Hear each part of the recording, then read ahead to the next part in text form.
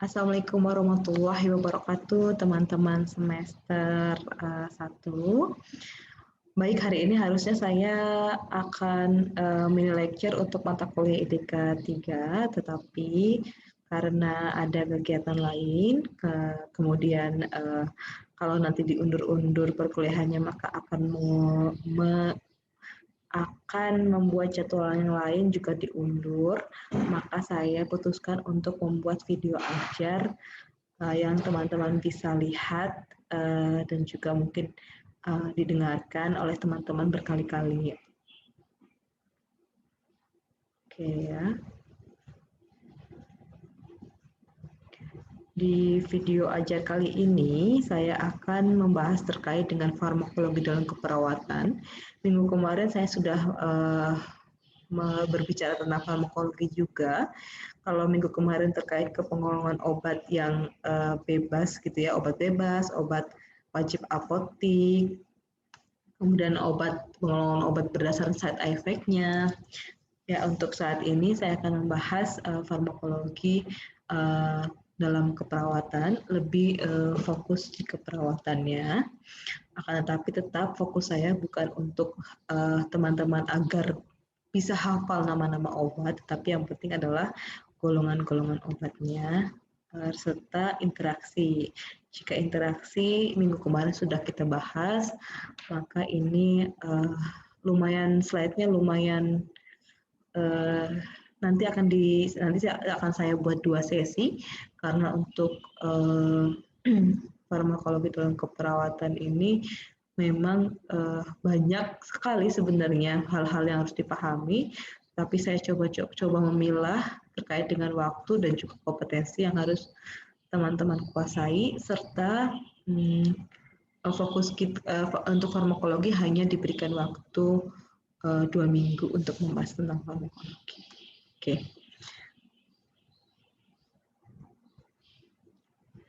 Oke ya. Kemudian saya di sini akan membahas tentang obat-obat antiinflamasi dan juga antiinfeksi, obat pada saluran persyarafan, obat pada gangguan sistem pencernaan, obat gangguan sistem perkemihan, obat pada sistem muskuloskeletal dan integumen, obat gangguan sistem perkemihan, obat jantung atau kardiovaskuler, obat gangguan sistem perkemihan, dan obat pada saluran pernafasan.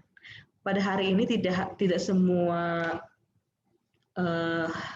tema ini saya angkat, tetapi saya akan bagi menjadi 2 video. Gitu ya. Oke, yang pertama kita lihat untuk obat antiinflamasi dan juga obat antiinfeksi. Untuk obat antiinflamasi sendiri ini kita ulas sedikit tentang inflamasi, yaitu merupakan respon terhadap cedera jaringan atau infeksi. Inflamasi berlangsung atau terjadi reaksi vaskuler di mana cairan, elemen-elemen darah, leukosit, dan juga mesotermia berkumpul pada tempat cedera atau tempat di mana terjadi infeksinya. Proses inflamasi merupakan suatu mekanisme perlindungan di mana tubuh berusaha untuk menetralisir dan membasmi agen-agen yang berbahaya pada tempat cedera untuk mempersiapkan perbaikan jaringan. Obatnya apa saja sih? Yang pertama ada obat antiinflamasi non-steroid atau AINS, di mana kerjanya dia menghambat prostaglandin. Efeknya adalah analgesik dan juga antipiretik. Dia efek analgesik berarti mengurangi nyeri dan juga antipiretik mengurangi demamnya.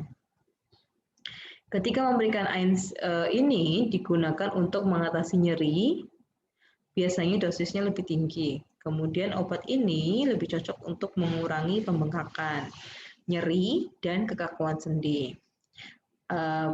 Ada 7 kelompok untuk obat AINS ini, yaitu salisilat, derivat asam paraklorobenzoat, derivat pirazolon, derivat asam propiniat, fenamat, oksikam, dan juga asam fenilasetat. Nah, selain obat antiinflamasi, ada juga obat anti-gout ya. merupakan inflamasi yang menyerang sendi, tendon, dan juga jaringan lain. Tempat yang paling sering adalah sendi di ibu-ibu jari. Jadi suka pada pegel-pegel gitu. Gout ditandai dengan efek metabolisme purin sehingga terjadi peningkatan asam urat. Gout ini kalau di masyarakat biasa disebut dengan asam urat seperti itu ya. Ini adalah contoh obatnya. Ada allopurinol, ada obat antiinflamasi gout, dan juga colchicine. Sekali lagi, bukan kita yang meresepkan obat, tetapi teman sejawat kita yaitu dokter ya. Selanjutnya ada obat anti-infeksi. Jadi kalau tadi anti-inflamasi, sekarang anti-infeksi. Ini ada banyak, ada antibiotik itu untuk antibakteri, kemudian antivirus, antifungi, gitu ya, antifungi itu anti jamur gitu ya. Oke, nanti teman-teman bisa ada antimikroba. Juga ada antituberkulosis atau obat tuberkulosis. Tuberkulostatika atau TB adalah penyakit menular yang paling sering terjadi di paru yang disebabkan oleh Mycobacterium tuberculosis. Penyakit TB ini dari dulu sampai sekarang ini masih ada di Indonesia dan masih banyak juga diderita di seluruh kawasan Indonesia sehingga masih menjadi program khusus untuk di puskesmas ya, masih tetap menggarap program-program terkait dengan TB. Oke, kemudian obat antifungi atau jamur. Obat anti jamur atau antimikotika yang digunakan untuk mengobati infeksi jamur dapat digolongkan sebagai berikut. Ada antibiotika dan juga azole dan juga asam organis. Obat antivirus ini non-retrovirus, terdiri dari antivirus herpes, antivirus influenza, dan juga antivirus HBV dan juga HCV ya. Antiretrovirus meliputi nukleosida reverse transkriptase inhibitor atau NTRTI, NNRTI atau non-nukleosida reverse transkriptase inhibitor, dan juga DPI serta viral entry inhibitor. Obat-obat ini pengembangan obat antivirus baik sebagai pencegahan maupun terapi ini belum dapat mencapai hasil yang diinginkan. Karena obat-obat antivirus biasanya selain menghambat pertumbuhan virus itu juga tetap merusak sel-sel host di mana virus itu berada.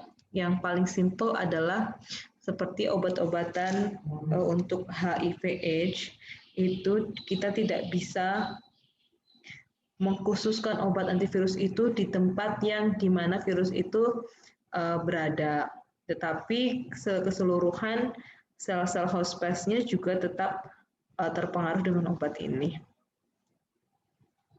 Kemudian kita lihat untuk obat-obat sistem pencernaan.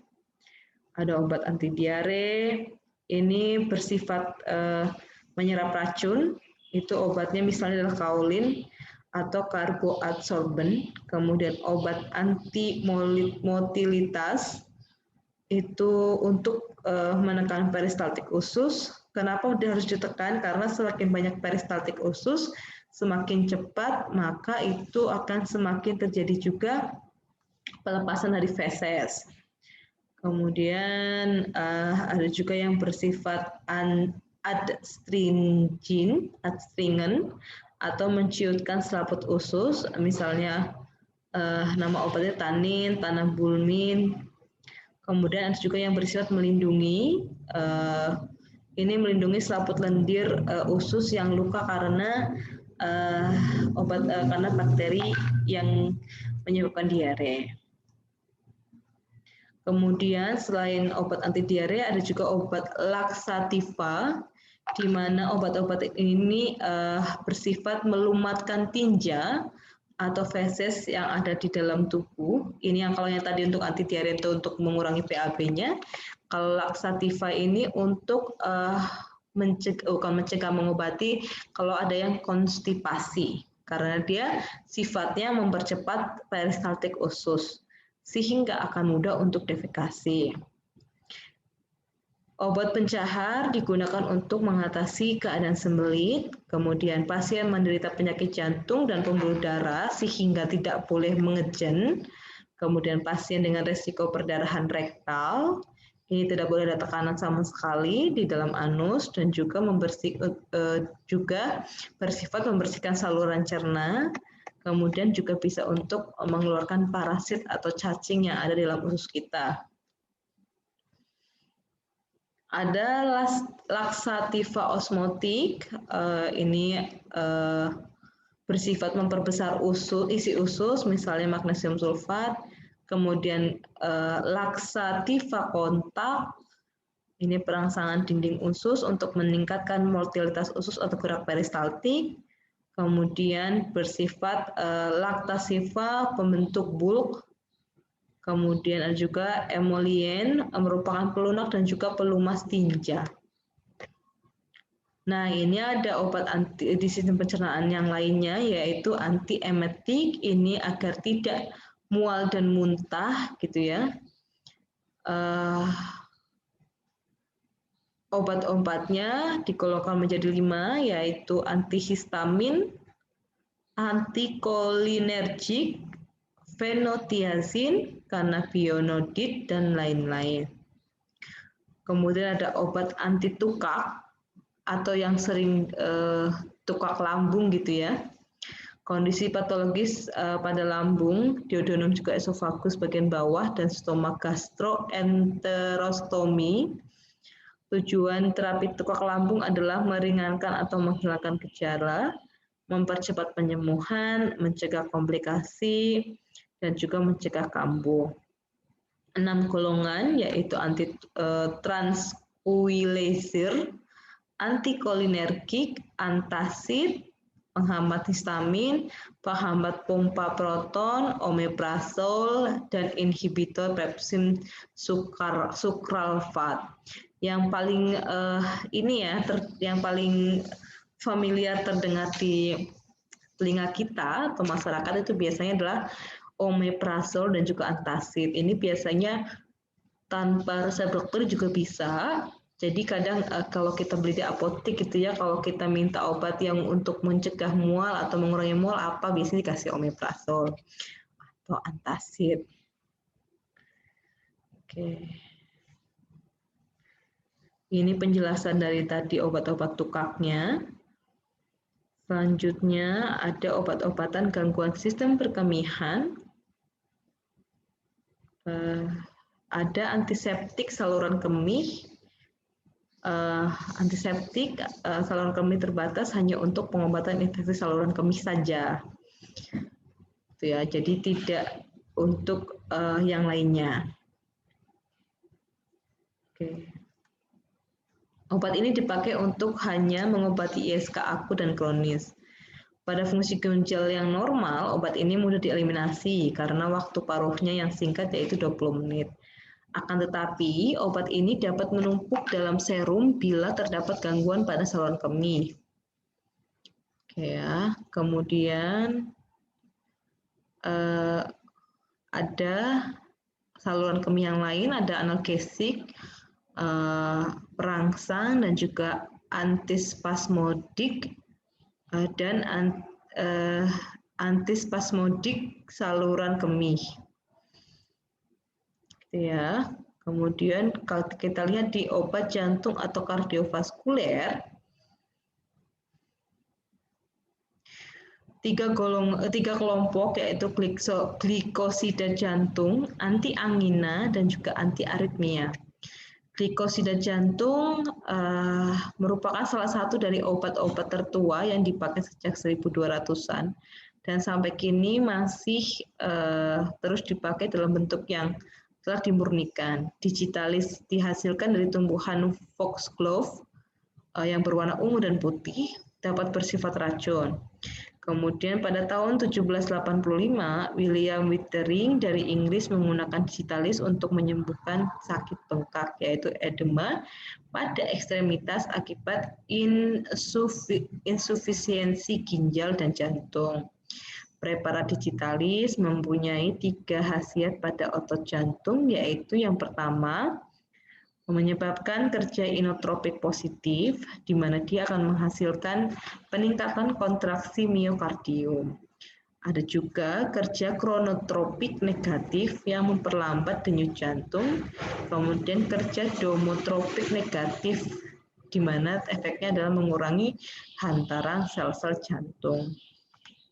Nah, teman-teman di sini, kalau teman-teman pengen paham apa sih maksudnya digitalis, nah teman-teman boleh teman-teman baca fisiologis atau patofisiologi penyakit gagal jantung atau heart failure congestive gitu ya.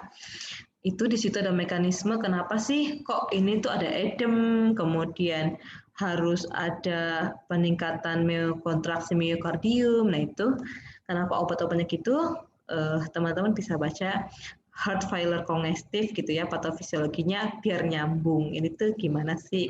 Ya. Kemudian obat yang tadi selain digitalis ada antiangina,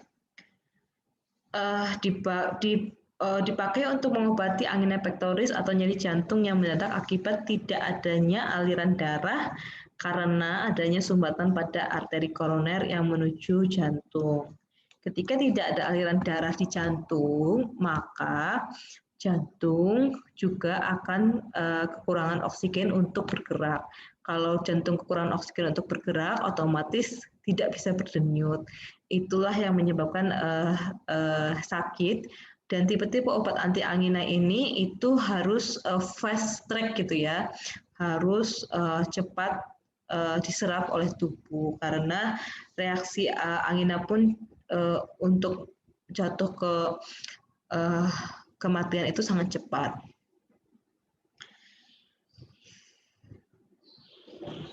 Baik, golongan nitrat, senyawa nitrat bekerja langsung merelaksasikan otot polos pembuluh vena tanpa bergantung pada sistem persarafan miokardium. Kemudian dilatasi vena menyebabkan alir balik vena berkurang sehingga mengurangi beban hulu jantung. Selain itu, senyawa nitrat juga merupakan vasodilator koroner yang poten. Contohnya ini. Kemudian ada golongan antagonis kalsium. Ini ada golongan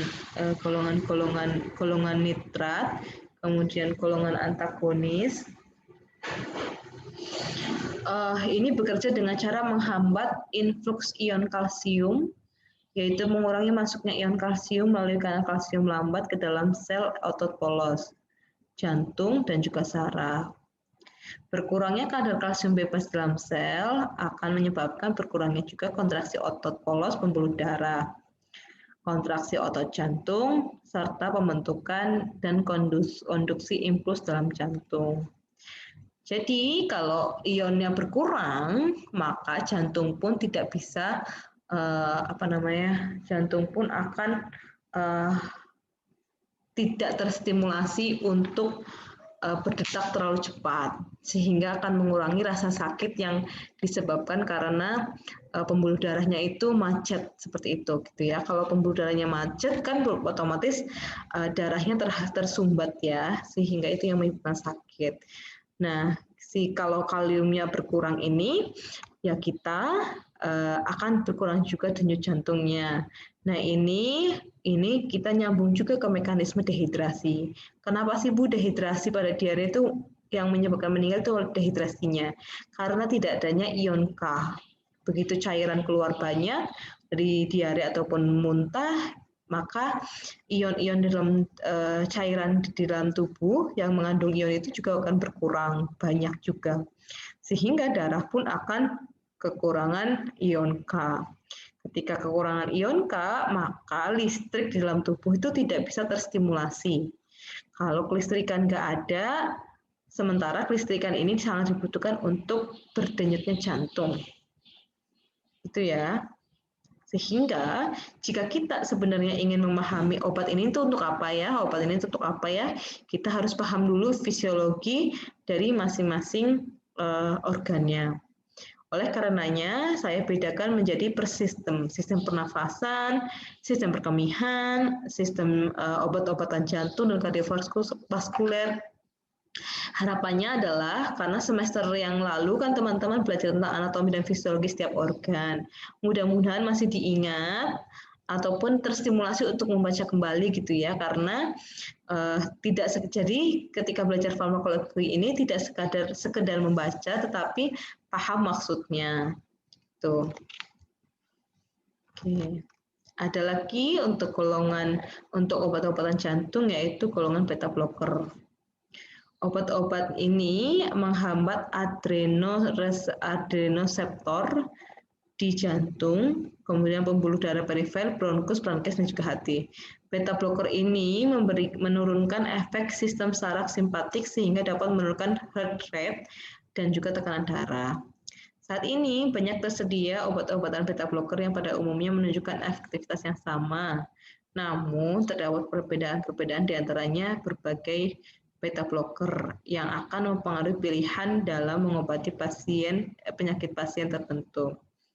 Beta blocker dapat mencetuskan asma dan efek ini berbahaya. Karena itu harus dihindarkan pada pasien dengan riwayat asma atau penyakit obstruksi menahun. Kemudian ada ini adalah golongan selanjutnya ada antidisritmia.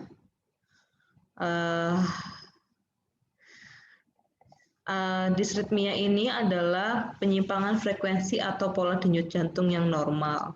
Sehingga kalau yang normal itu bentuknya adalah gimana bentuknya ya?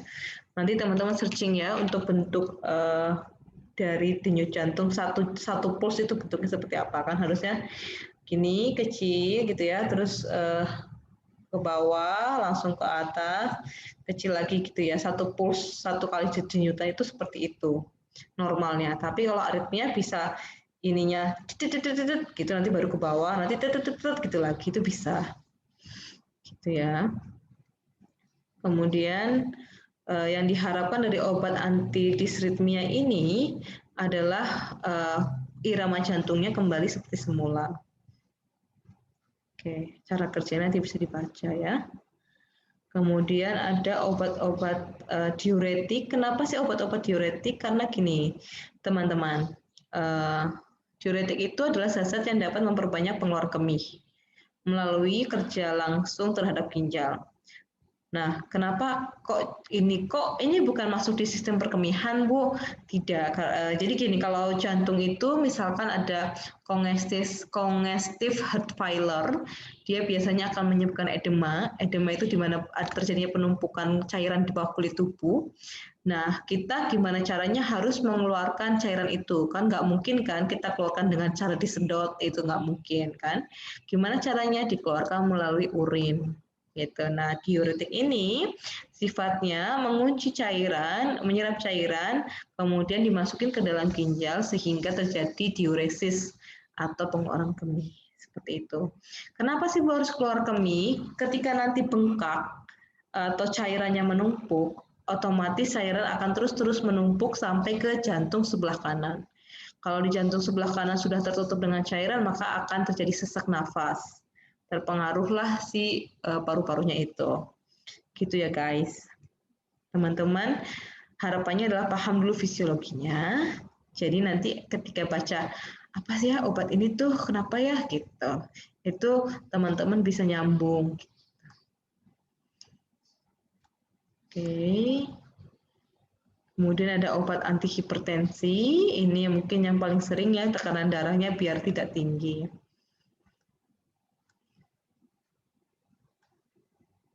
Oke. Obat-obat pada saluran pernafasan, contohnya ada rinitis, merupakan radang membran mukosa hidung yang ditandai dengan bersin, gatal, hidung berlendir, dan juga kongesif atau hidung tersumbat. kelompok obatnya biasanya adalah obat-obat yang dipakai adalah obat-obat antihistamin. Oke. Kemudian ada dekongestan atau menyebabkan kontriksi arterioral di mukosa hidung sehingga mengurangi inflamasi cairan dari pembuluh darah ke jaringan sekitar yang dapat menyebabkan ödem. Selain itu, dekongestan juga dapat menyebabkan relaksasi bronkus sehingga menyebabkan berkurangnya gangguan aspirasi udara masuk ke dalam paru. Jadi bronkusnya lebih lega gitu ya. Kalau bronkus lebih lega, otomatis udara di luar lebih bisa masuk ke dalam paru-paru kita. Bronkodilator ini adalah untuk melebarkan bronkus, di mana contohnya ada epinefrin. Bronkus itu apa, Bu? Nah itu, teman-teman harus ingat anatomi bronkus tuh yang mana ya? Sebelum bronkeolus atau setelah bronkeolus atau setelah faring atau jangan-jangan di hidung gitu ya. Nah, teman-teman buka lagi ya untuk yang semester sebelumnya terkait dengan anatomi dan fisiologi. Itulah kenapa anatomi dan fisiologi itu kita letakkan di semester yang paling awal yaitu semester pertama. Karena akan menjadi dasar untuk selanjutnya. Sehingga teman-teman jangan lupakan itu. Kalau sudah lewatlah sudah. Nah jangan, tapi terus tetap dibuka. Ada mukolitik dan juga ekspektoran. Tujuannya adalah mengurangi kekentalan mukus sehingga bisa keluar dari saluran pernafasan gitu ya. Kemudian memudahkan juga pengeluaran lendir sehingga nafas ketika mukus keluar, maka jalur pernafasan itu akan bersih. Jalur pernafasan bersih itu akan lebih membantu saluran udara masuk ke dalam paru-paru kita. Ada obat antitusif atau penekan batuk, di mana batuk sebenarnya merupakan respon fisiologis ya. Respon fisiologis itu berarti itu adalah respon yang positif atau yang baik dari tubuh. Fungsinya adalah untuk mengeluarkan benda asing yang ada di dalam saluran paru-paru. Nah, kalau misalkan kita sedang sedang berbicara tentang mukus, berarti benda asing itu kita contohkan misalkan mukus.